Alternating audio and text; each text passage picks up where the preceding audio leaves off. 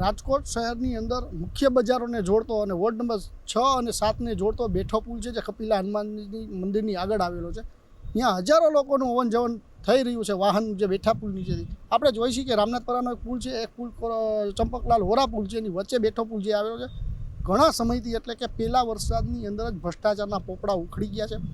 જ્યારે બે વર્ષ પહેલાં જ્યારે આ પુલ તૂટ્યો હતો ત્યારે અનેકવાર રજૂઆત કરવા છતાં પણ આ કોર્પોરેશનના નિર્ભર તંત્રના કાને અવાજ નહોતો પહોંચ્યો. ત્યારે નદીમાં બેસીને ધરણા કરવા પડ્યા હતા. આજે એ જ પરિસ્થિતિ ઊભી રહી છે. છેલ્લા 6 મહિનાથી આ પુલ બંધ છે. લોકોને હવન જવન કરવું હોય તો ફરીને જવું પડે છે. ઇમરજન્સી જ્યારે લોકોને સામા કાંઠે જવું હોય તો અહીં તમે કલેક્ટર ઓફિસે જવું હોય તો પણ જઈ શકો, મામલતદાર ઓફિસે જઈ શકો.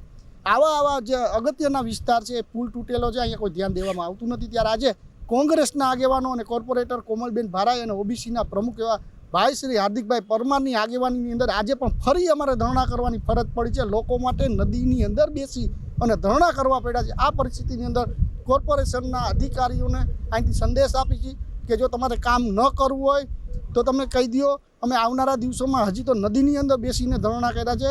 કમિશનર કચેરીની અંદર ધરણા કરતાં અમને કોઈ રોકી નહીં શકે. જ્યાં સુધીને લોકોનો પ્રશ્ન હલ નહીં થાય અમે લોકો માટે લડતા રહ્યા છીએ ને લડતા પણ રહીશું.